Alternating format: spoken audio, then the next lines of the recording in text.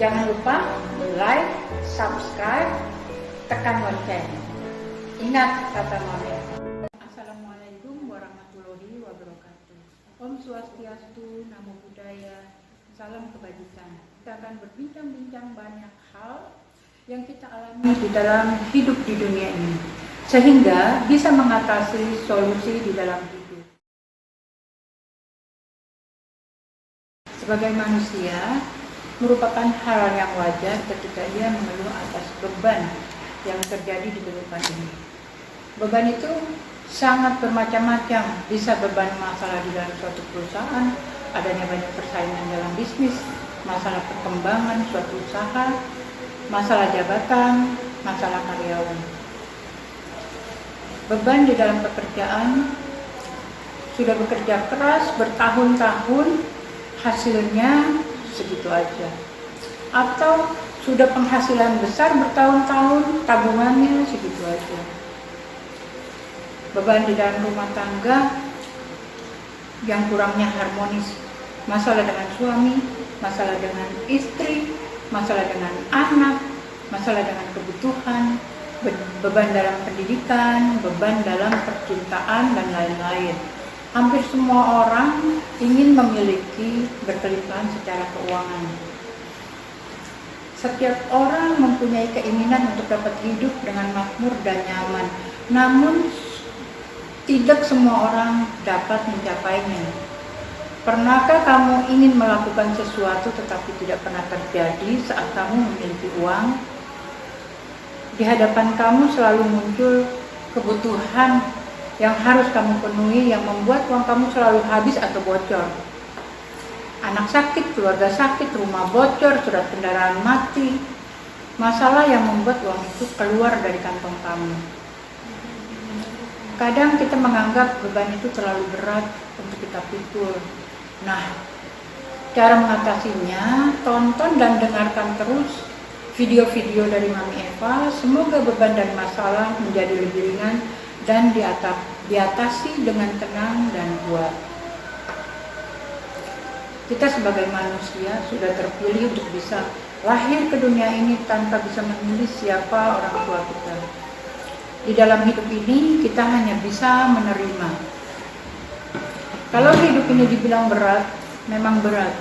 Masalah datang silih berganti di dalam hidup. Kecuali orang yang memahami dan merasakan adanya kuasa Tuhan bersamanya, maka orang tersebut akan beban masalah itu terasa ringan. Beban masalah tersebut dibawa sambil bersenandung. Beban masalah selalu datang silih berganti seperti tamu yang datang dan pergi di dalam kehidupan kita. Kita hanya bisa menerima. Hidupkanlah rasa Tuhan. Janganlah hidup selalu takut kesusahan. Janganlah hidup selalu takut kematian. Hadirkanlah nikmat-nikmatnya di dalam kesulitan, dalam permasalahan. Syukuri agar tidak ada lagi rasa takut dengan masalah di dalam hidup ini dan bisa menyelesaikannya dengan mudah. Dari ketidaktakutan dengan masalah itu, ketika seorang dibimbing, diberikan cara, yang kemudian dia merasakan terbebas dari ilmu santet, guna-guna, dan kuasa gelap. Rohi atau Roh Kudus mengatur kita di dalam perjalanan hidup ini. Tuhan merubahkan dengan sangat luar biasa. Bila organisasi besar, perusahaan besar, sistem bagus, program-program hebat, orang-orang hebat di dalamnya, tetapi apa artinya kalau kuasa Allah tidak bekerja? Pemberian Tuhan yang luar biasa, rezeki yang sangat besar, jabatan, harta, keluarga yang harmonis, anak-anak yang baik, harus diraih dengan tekad yang kuat dan melakukan semaksimalnya. Jangan mengeluh, jangan menyalahkan orang lain, jangan menyalahkan suami, jangan menyalahkan istri, jangan menyalahkan anak, jangan menyalahkan orang tua, jangan menyalahkan tetangga. Jangan juga menyalahkan pimpinan. Semua orang salah. Yang benar adalah diri sendiri dengan ego yang tinggi. Kapan kita bisa mempunyai sifat Allah yang maha besar, yang maha kuasa, yang maha pengasih, yang maha penyayang, maha lembut, yang maha kaya. Allah sudah mengutus kita ke dunia ini, maka Allah sudah menentukan hidup kita. Allah adalah maha pemberi. Maka bila seorang manusia dapat memberi, itulah manusia yang telah yakin pada Allah dan mewadai sifat Allah. Setiap kejadian apapun itu buat kita, supaya kita ringan membawa kehidupan. Apabila sudah terjadi sesuatu, mau menggerutu, marah, menghujat, juga percuma. Kita sesali juga percuma. Kita selalu merasa kurang. Kita selalu merasa takut dan tidak bisa menerima beban masalah ini. Kejadian demi kejadian, beban yang kita rasakan, kita akan menderita dan siksa yang kita alami di dalam hidup ini. Timbul pemberontakan, timbul tidak puas karena tidak bisa menerima hidup ini. Apabila manusia bisa menerima dan mensyukuri di atas kejadian di dalam hidup ini, adalah manusia yang bersyukur.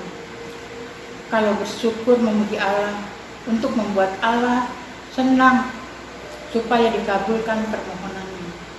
Sesungguhnya bersyukur pada Allah artinya kita sedang bersyukur pada diri sendiri atas nikmat-nikmat yang sudah diberikan kepada kita.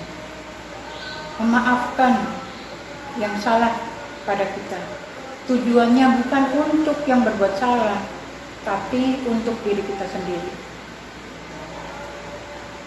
Di dalam hidup ini kita harus bisa menerima, menjalani, mensyukuri di atas segala kejadian. Kita tidak mampu dengan kekuatan daging kita. Hanya Allah yang memberikan kemampuan, Allah yang memisahkan, Allah yang membimbing bagaimana cara bersyukur dan apa yang mau kita syukuri. Apa cukup dengan ucapan saja, saya bersyukur, saya berterima kasih? Harus ada tindakan dan tekad di dalam hati.